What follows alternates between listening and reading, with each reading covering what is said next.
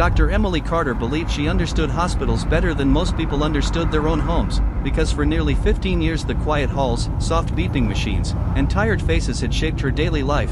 And on one cool October morning in a rehabilitation center tucked between maple trees in Vermont, she walked into work expecting nothing more than another long but ordinary shift, unaware that a single name on a patient chart would change the rhythm of her thoughts for months to come. Because when the file marked new admission slid across the nurse's station and she read Daniel Brooks, 38, she felt a faint, unexplainable pause inside her, the kind that made her look twice even though she had no reason to. And moments later, when she called his name in the waiting area, the sound of a cane touching the floor reached her ears before she saw him. And then he stood, slow but steady, tall despite the slight bend in his posture, dressed simply in a gray sweater and dark jeans, his face calm but tired in a way that suggested long nights and silent strength. And when his eyes met Emily's, she noticed they held neither fear nor complaint but a quiet awareness, as if he had already accepted what life had taken and was still choosing to move forward.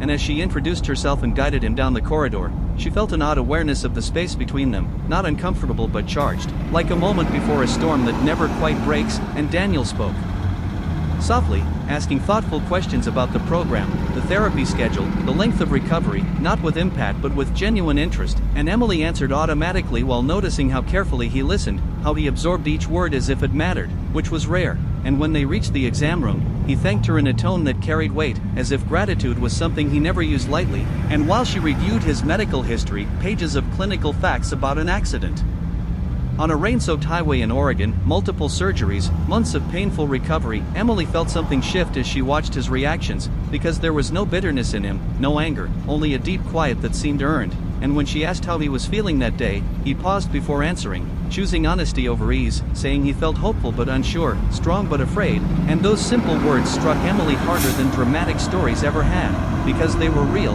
And as she moved through the examination, explaining each step, she noticed how he trusted her without knowing her, how his calm presence slowed her own rushed mind. And when he said, almost casually, that this was the first place since the accident where he felt treated like a person instead of a problem, Emily felt warmth rise in her chest that she quickly pushed aside, reminding herself that connection was part of care and nothing more. Yet when the appointment ended and Daniel stood to leave, he hesitated, looked at her again, and said, I don't know why, but I feel like this place might help me. And Emily smiled politely, nodding as she always did. But after he left the room, the silence felt different, heavier, and throughout the rest of her shift she caught herself thinking of the way he had walked, the steadiness in his voice, the depth behind his simple words. And that evening as she drove home past fading orange leaves and darkening skies, she realized she had carried the memory of one patient with her beyond the hospital walls, something she had trained herself never to do. And as the night settled around her quiet house, Emily understood with a mix of curiosity and unease that she had just met someone unlike any patient she had ever known, and she had no idea why that meeting refused to let go of her thoughts. Daniel Brooks quickly became part of Emily Carter's daily rhythm, and within a week his name no longer felt new on her schedule but familiar, almost expected. Because every visit carried a quiet energy that set him apart from the others. And as the days past, his recovery sessions unfolded with steady focus, not dramatic progress but honest effort. And Emily noticed how he never rushed her questions or his movements, how he treated every instruction like a small promise to himself.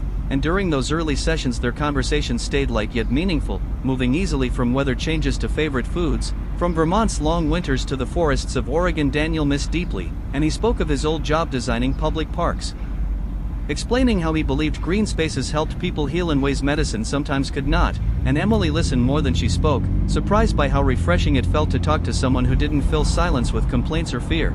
And as weeks passed their talks deepened naturally without intention, touching on loss without dwelling in it, hope without exaggeration. And Emily learned that Daniel had moved east to stay near his younger sister after the accident, choosing closeness over pride, a detail that quietly impressed her. And she noticed how his humor appeared in unexpected moments, soft and self-aware, making long therapy sessions feel lighter. And although Emily remained professional in every sense, she found herself looking forward to his appointments, arranging her tasks so she could be present without hurry. And when Daniel once thanked her for explaining things clearly instead of talking over him, Emily felt a rare sense of being truly seen in her work, which often went unnoticed. And one cold afternoon when snow fell earlier than expected, Daniel arrived late and apologized, explaining how public transport had slowed, and Emily surprised herself by feeling relieved rather than annoyed, realizing she had worried about his absence more than she should have. And during that session, Daniel admitted that progress frightened him because improvement meant facing the world again, a world that no longer felt familiar, and Emily responded not with clinical advice but quiet reassurance, reminding him that moving forward did not erase what he had been through, and the room fell silent in a way that felt safe. And later that evening, when Emily finished her shift, she realized she had laughed more that day than she had in weeks, and over time the smallest moments began to matter, the way Daniel remembered her coffee preference when he passed the vending area, the way Emily adjusted his schedule to avoid overexertion, the way they both avoided naming the connection forming between them. And though Emily reminded herself often of boundaries and responsibilities, the truth followed her home each night, settling gently but firmly in her thoughts, because Daniel was no longer just someone she helped heal, he was someone whose presence eased her own tired heart. And as winter drew closer and daylight shortened, Emily sensed that something meaningful was growing quietly beneath the surface, something unspoken but undeniable, and she feared it not because it was wrong, but because she did not know where it would lead or how long it could exist before reality demanded change. Winter settled fully over Vermont, and with it came a deeper silence in the rehabilitation center. But inside the therapy rooms, Emily Carter felt a growing intensity that had nothing to do with the cold, because by now Daniel Brooks was no longer just progressing physically, he was opening parts of himself he had kept hidden. And during longer evening sessions, when the halls were quieter and fewer staff remained, he spoke honestly about the night of the accident without drama, describing rain, blurred lights, and the sudden end of plans he had built for years. And Emily listened carefully, never interrupting, sensing that what he needed most was not advice but understanding.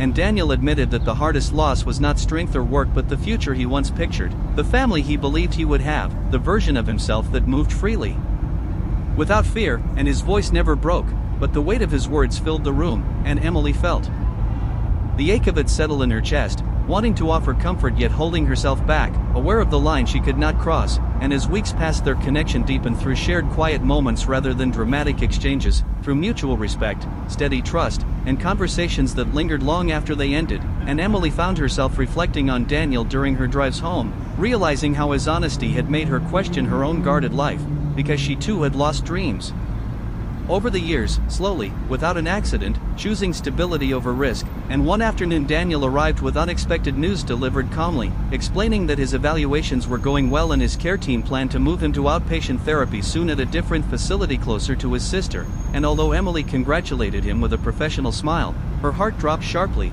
surprised by the strength of the feeling, and the days that followed felt heavier, as if time itself had shortened. And during their final week together, words often hovered between them, unspoken yet loud. And Daniel once paused mid-session, looking at Emily and saying she had helped him more than she knew, not just physically but by reminding him that being understood was still possible. And Emily answered carefully, saying he had reminded her why she chose this work.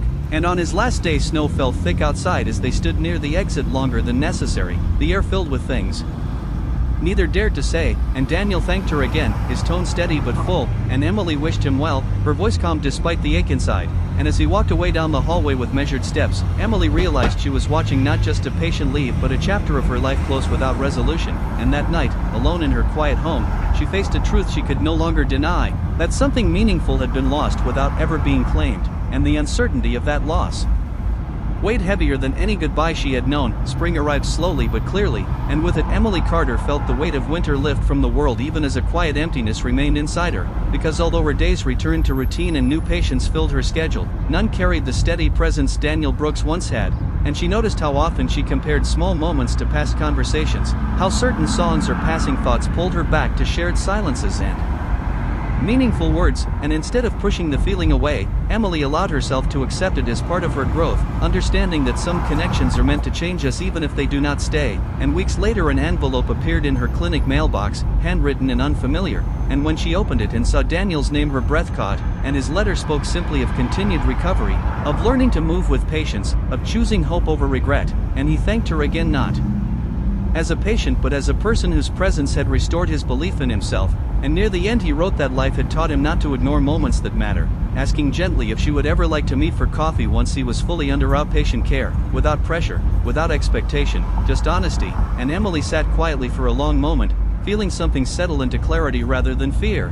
And she realized that caring did not need to erase professionalism, and that timing Not feeling had been the only barrier, and days later in a lakeside cafe with sunlight reflecting softly off the water, Emily saw Daniel again, stronger in posture, calmer in expression, and they spoke not of recovery plans or charts but of books, travels they hoped for, and small dreams that still waited to be lived, and the conversation flowed easily, free of restraint, and Emily understood then that healing did not always end at discharge, that sometimes it simply opened a new door, and as they walked along the lake afterward, side by side without rush, she realized she had never truly seen a patient like him before, because Daniel had never just been someone she helped heal, he was someone who had reminded her that life could still surprise her, and that even after loss and restraint, connection could arrive quietly, honestly, and at exactly the right moment.